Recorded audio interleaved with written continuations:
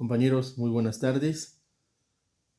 Me da mucho gusto nuevamente saludarlos y continuar por este medio el desarrollo de nuestro curso de teoría del proceso, retomando el tema de actos procesales de impugnación. En la clase pasada, como ustedes recordarán, iniciamos con los actos procesales de impugnación, viendo específicamente los incidentes. En este caso, solo recordar que los incidentes son cuestiones accesorias que guardan íntima relación con lo principal, o sea que las cuestiones accesorias pueden ser de muy diversa naturaleza, pero específicamente cuando se refieren a combatir un acto u omisión de la autoridad jurisdiccional, entre otros, pudiera ser el relativo a la nulidad, independientemente de que ese mismo acto o omisión pueda combatirse a través de otros medios, pero específicamente, por ejemplo, tenemos el incidente de nulidad de lo actuado por una notificación mal hecha o por una notificación que no se realizó. Normalmente es relativa a la comunicación procesal llamada emplazamiento, que ya también vimos aquí en nuestro curso. Bueno, eso es respecto de los incidentes.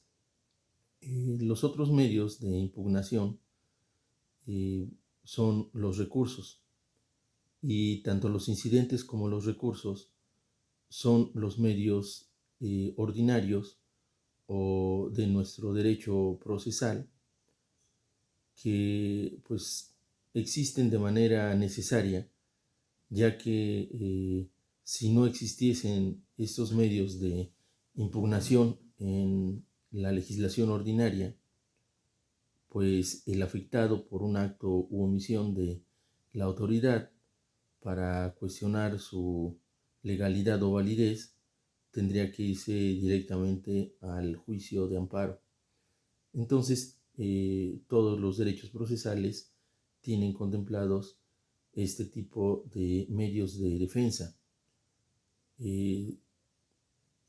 Así les podemos llamar también porque estos actos de impugnación son también medios de defensa y los utiliza pues indistintamente el actor o el demandado. Acuérdense ustedes que esta es una de las diferencias entre la excepción, que solo la utiliza el demandado, y los medios de defensa, que lo utilizan indistintamente el actor, el demandado, o incluso los pueden utilizar terceros extraños durante el juicio. En materia procesal civil tenemos los procedimientos de tercerías, excluyentes de dominio o de preferencia, que hacen valer personas que no son el actor o el demandado, pero que defienden también derechos que han sido afectados dentro de la litis planteada. Cuando nosotros hablamos de recursos, pues tenemos nosotros que hacer también la aclaración que hicimos en la otra clase, para que nos quede a nosotros claro y recordar nuestras fases normales del procedimiento. Si nosotros pensamos de una manera formalista o a lo mejor ortodoxa, podríamos interpretar que la defensa de nosotros, la impugnación de nosotros, se dé hasta que se lleve a cabo la sentencia, ¿verdad? Antes de la ejecución de sentencia, lo que no necesariamente ocurre, porque tanto los incidentes como los recursos, si somos afectados por un acto o omisión, queremos cuestionar su legalidad o validez, a lo mejor el acto u omisión ocurrió antes de que se dicte la sentencia, entonces nos tenemos que defender antes de que se dicte la sentencia. Y obviamente si se dicta la sentencia y la sentencia nos perjudica, pues también la vamos a impugnar, nos vamos a defender de la misma y lo haremos al final. Pero la defensa muchas veces se hace necesaria durante la tramitación de nuestra secuela procesal. Ahora, fíjense bien,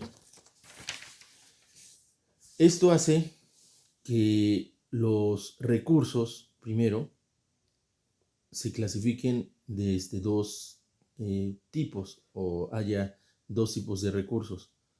Los recursos llamados horizontales y los recursos verticales. Y nuevamente acudimos a esta pequeña gráfica.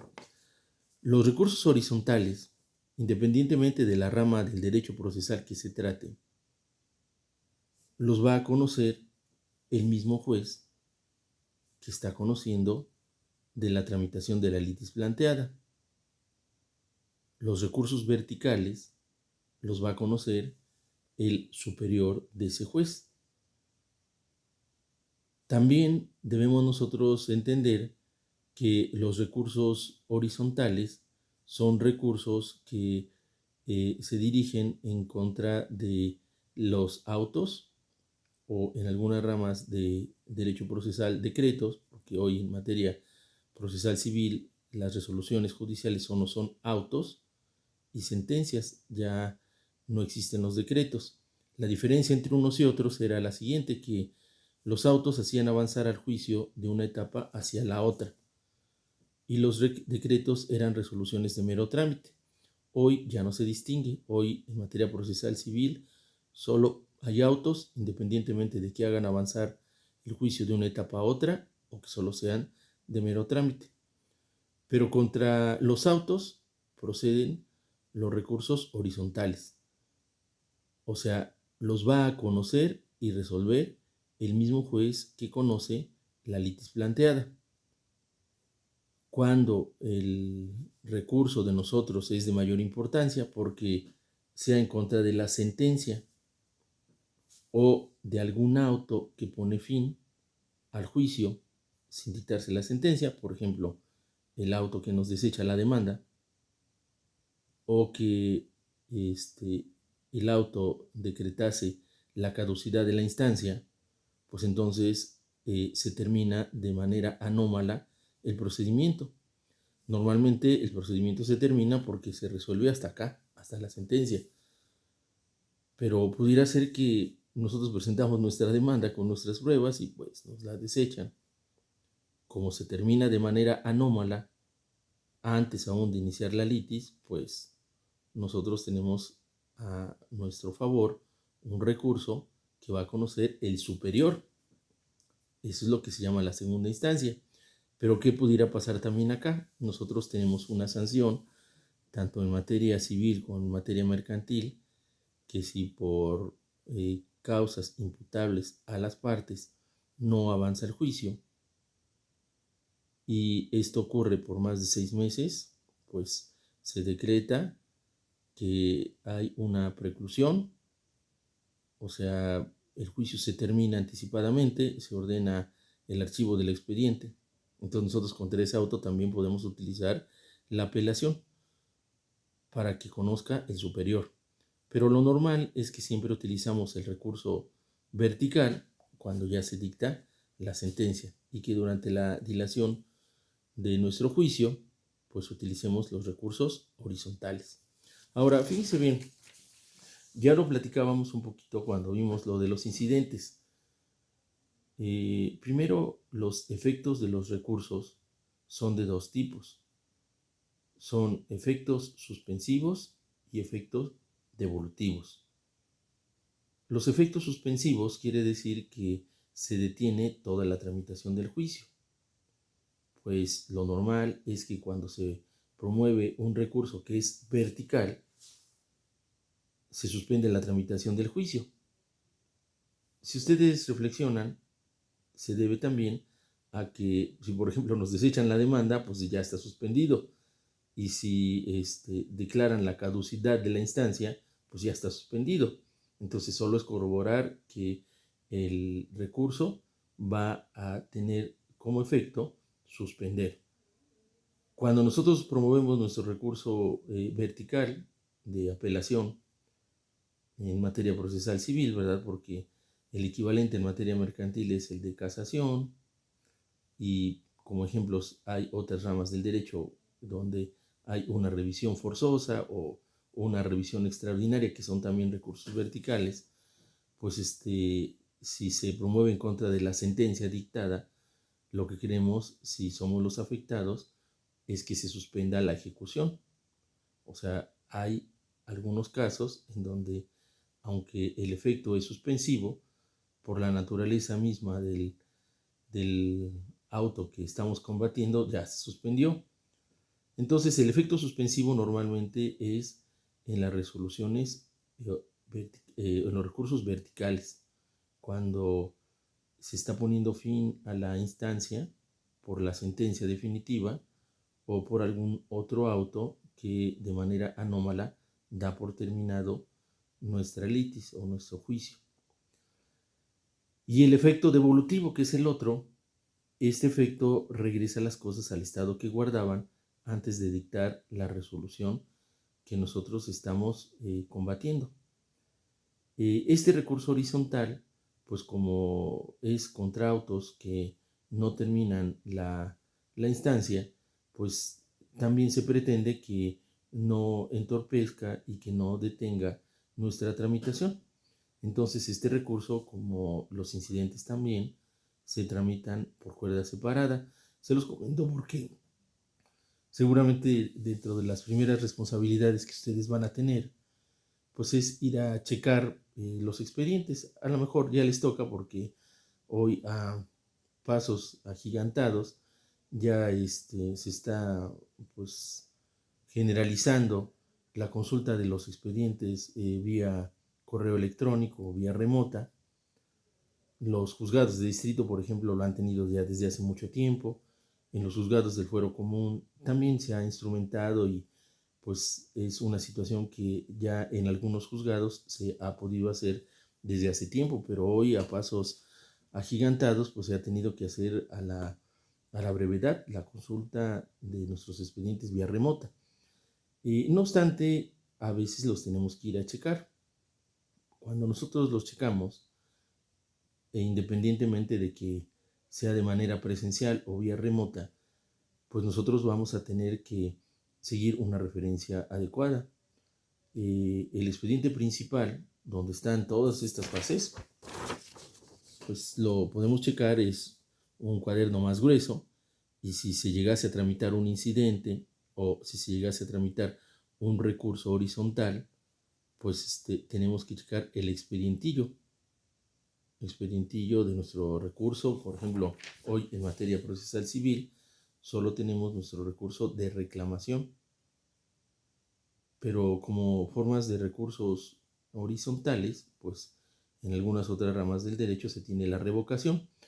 ¿Por qué? Porque finalmente nuestra intención, ¿verdad?, es que la resolución que estamos recurriendo nosotros se revoque, se modifique, ¿verdad?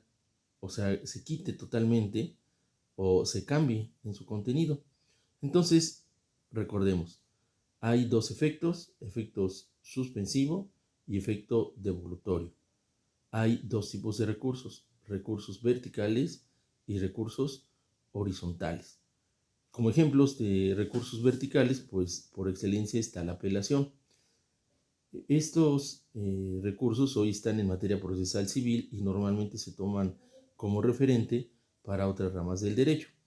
Y el recurso horizontal en materia procesal civil es el de reclamación, pero podemos encontrar nosotros en otras ramas del derecho su equivalente, como el recurso de casación en materia mercantil, el recurso de revisión forzosa en materia penal o revisión extraordinaria.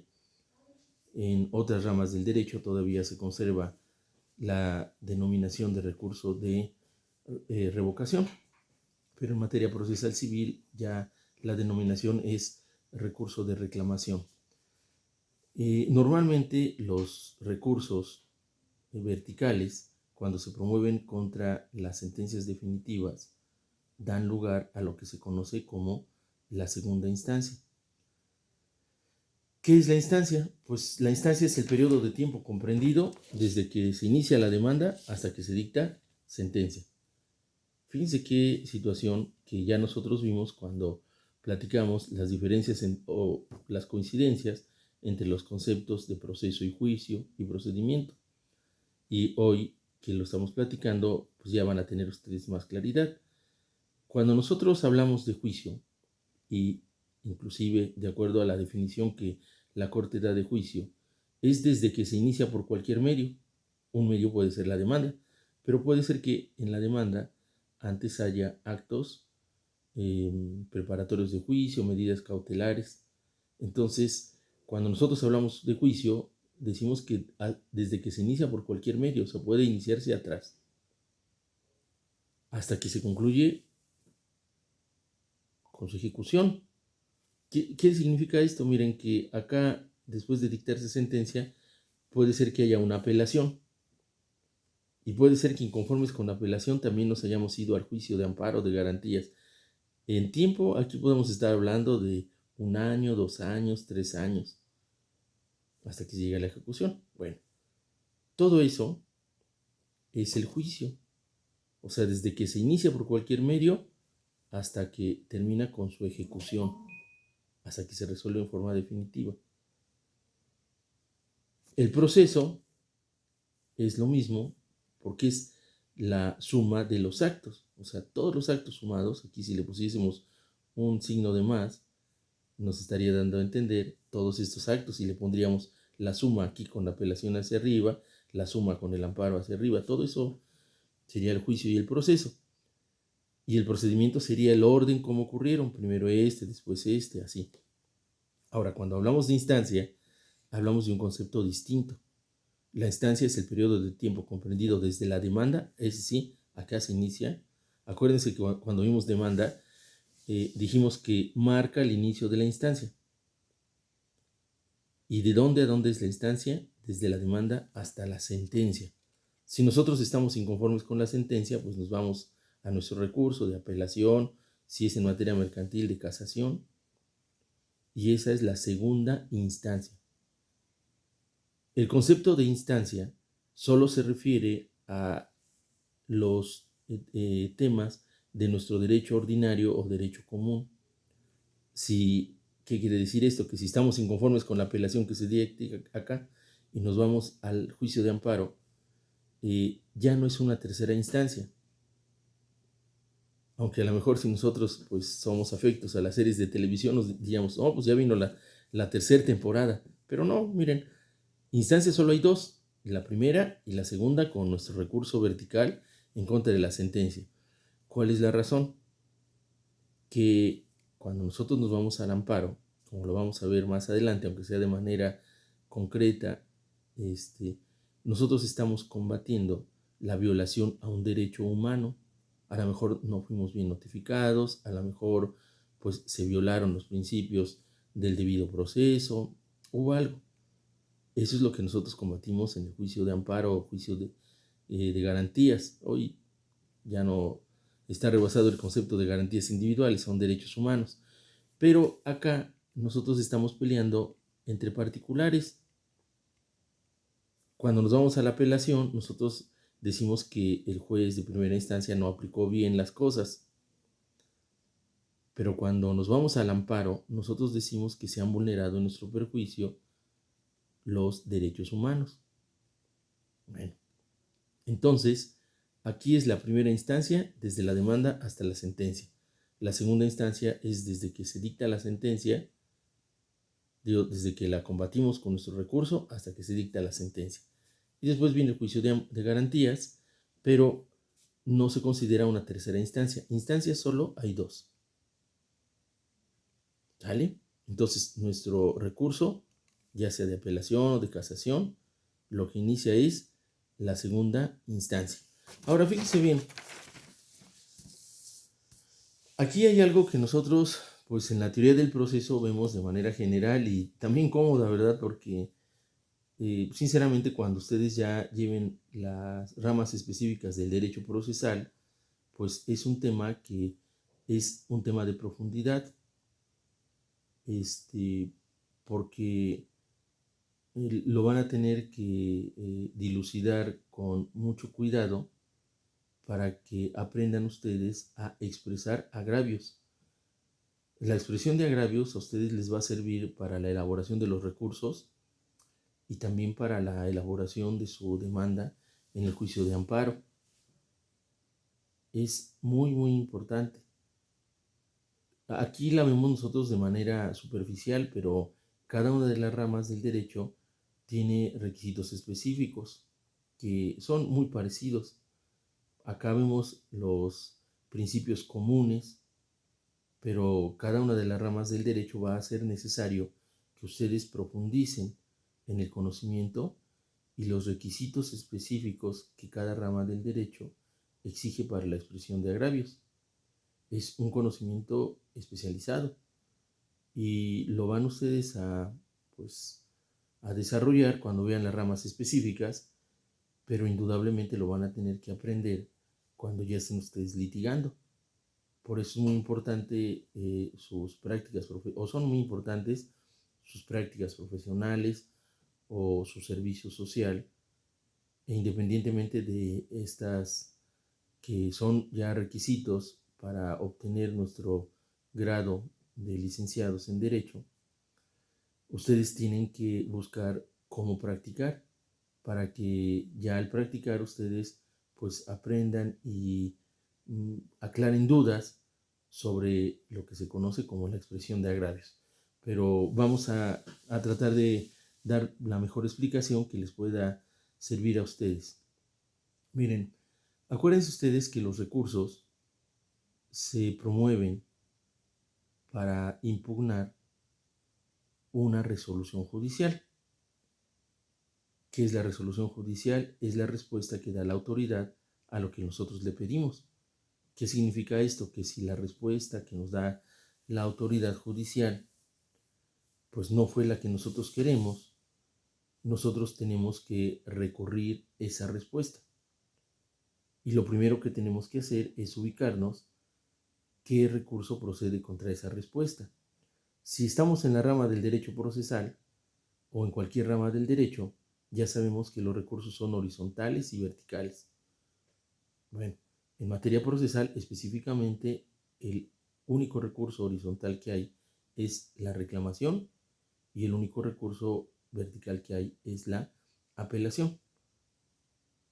La reclamación es el recurso general, procede en contra de todos los autos. ¿Cuál es la excepción? Que el auto termine la instancia, o sea, deseche nuestra demanda o a lo mejor decrete que ha operado la caducidad de la instancia y esto está terminándola, entonces tendríamos que irnos a la apelación. Pero si se trata, como ocurre en la mayoría de los casos, de cualquier otra resolución judicial, nosotros vamos a oponer nuestro recurso horizontal de reclamación. Y si el auto o la sentencia está terminando, pues nosotros vamos a oponer nuestro recurso vertical de apelación. Y lo mismo ocurre en las demás ramas del derecho. O sea, nada más hay que revisar específicamente qué procede en contra de cada uno de las respuestas de la autoridad judicial. Ahora, lo primero que nosotros debemos checar es el término para la interposición de nuestro recurso. Y desde el punto de vista de la teoría del proceso, pues tengo que aclararles que también los recursos, como los incidentes, producen que los términos corran en lo individual para cada una de las partes. ¿Qué significa esto? Que si somos notificados nosotros hoy y el día lunes o martes o miércoles es notificado la parte contraria, no nos vamos a esperar para interponer nuestro recurso hasta que la parte contraria fue notificada, porque los términos son individuales. Por ejemplo, para la reclamación en materia procesal civil son 2 días, para la apelación son 9 días, y en materia procesal nosotros también sabemos que los términos empiezan a contar a partir del día siguiente. Cuando nosotros interponemos nuestra demanda de amparo, el término empieza a contar, fíjense bien, al día siguiente de aquel en que surte efectos la notificación de acuerdo a la materia que se trata. esto no es problema. Vamos a pensar que nos notifican hoy lunes. En materia procesal civil, empezaría a contar el término para nosotros a partir del día siguiente. Pero si se va a computar para llevar a cabo la presentación de una demanda de amparo, entonces el término, si nos notificaron hoy, a partir del día siguiente cuenta de acuerdo a la materia procesal civil y hasta el día siguiente cuenta o inicia de acuerdo a la materia del amparo. Ustedes lo van a aprender muy claramente cuando ya se encuentren litigando, pero ahorita pues es la referencia. Entonces, en materia procesal civil, a partir del día siguiente, pero en materia penal, como son de momento a momento, pues ahí se cuentan hasta las horas, se cuentan los días que son inhábiles, o sea, sábado y domingo se toman en cuenta. En materia procesal civil, pues si, como ocurre normalmente, no se trabaja sábado y domingo y hay días de suspensión, pues estos tampoco se toman en cuenta. Entonces, lo primero que nosotros tenemos que checar el término que tenemos para la interposición de nuestro recurso. Ya sé, primero qué recurso es, después qué término tenemos. Después la forma. Fíjense que la forma, pues, tiene que ver también con lo de la accesibilidad para la interposición del recurso o incluso en su momento, vamos a ver, del juicio de garantías. ¿Por qué? Miren, en materia procesal civil siempre se exige que los recursos se interpongan por escrito, independientemente de que sean horizontales o verticales. Entonces, ahí ya no se estén preocupando de buscar otra opción, hay que interponerlo nosotros por escrito. En materia penal, por ejemplo, como los términos son de momento a momento, si le notifican al Ministerio Público adscrito al juzgado la resolución o un auto de libertad, inmediatamente que le notifican, lo recurren, ¿verdad? Se defienden. Y la forma, pues, es oral, o sea, le están notificando y en ese momento el Ministerio Público, igual que a lo mejor puede ser ya en ese momento que cambia la calidad jurídica porque va a ser sentenciado, le notifican su sentencia, en ese momento él la apela, aunque no exprese agravios, apela porque es algo que le está perjudicando, los va a perfeccionar más adelante. Y entonces, lo normal es que en la mayoría de los casos la interposición de nuestro recurso se haga por escrito, pero a veces se permite que se formule, como en los casos que les platiqué, oralmente. Bueno, o a veces hasta a través de otras personas. Vamos a pensar que alguien lo pretenden privar de su libertad, la situación se deriva de algo que ni sabe la persona, entonces pues le pide a un conocido, a su esposa, oye, voy a presentar la demanda de amparo. Fíjense, allí, como es un acto que importa peligro de privación a la vida o peligro de privación a la libertad, o a lo mejor alguna violación grave de pues, nuestra integridad, pues le aceptan que vaya una persona distinta. ¿Cómo le van a estar exigiendo que vaya la persona que está siendo afectada? Pues está en una situación de problema, no puede ir. Y a la persona que va, ¿cómo le van a estar diciendo? No, házmelo bien por escrito y todo. Pues cuando se lo termine de hacer, el acto que se pretende impugnar ya se consumó. Entonces, no, acá pues se trata de que para que nos podamos defender haya la posibilidad real de hacerlo y tenga una consecuencia adecuada. Entonces, lo subsecuente es la forma. O sea, ustedes también, de acuerdo a la rama del derecho que se trate, van a tener que verificar la forma. Pero prácticamente la regla general es que la forma sea escrita y que esta forma escrita tenga lo que se conoce como la expresión de agravios. La expresión de agravios es lo que tiene tres elementos: el hecho infractor, las disposiciones legales violadas y el concepto de las disposiciones legales violadas. Y esta expresión de agravios se las van a pedir a ustedes en la interposición de nuestros recursos e incluso también en la presentación de nuestro juicio de amparo. ¿Cómo se desarrolla y qué significa cada una de estos elementos? Miren, primero sabemos que interponemos nuestro recurso en contra de una resolución.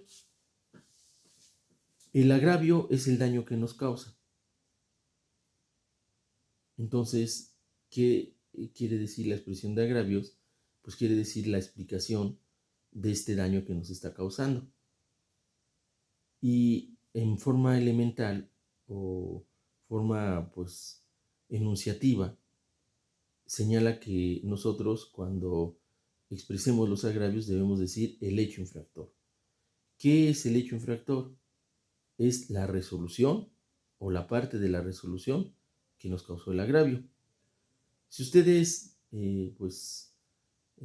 hemos platicado un poco y lo vamos a ver todavía un poco más cuando veamos los actos de ejecución y los actos de conclusión, que son las sentencias y los alegatos, pues hay una parte de la sentencia que se refiere al fallo propiamente o los puntos resolutivos.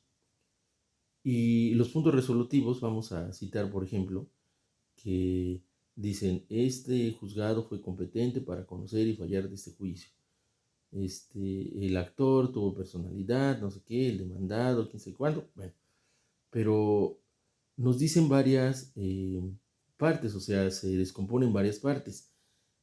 Puede ser que algunas de estas partes no nos causen agravio, o sea, no nos causa agravio el hecho de que el juez haya confirmado su competencia, tampoco nos causa agravio que diga que nosotros tuvimos personalidad, ¿no?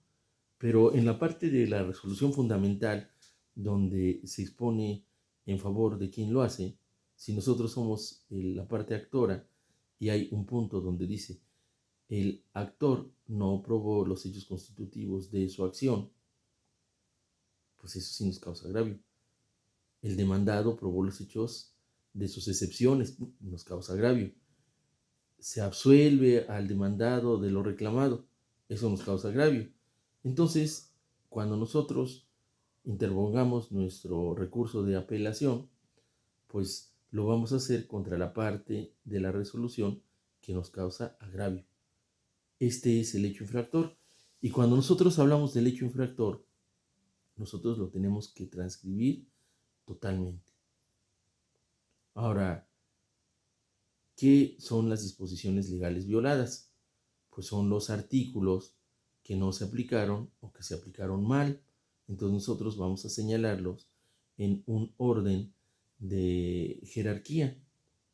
Ese orden de jerarquía implica que primero señalemos si las hay disposiciones constitucionales que no se aplicaron o que se aplicaron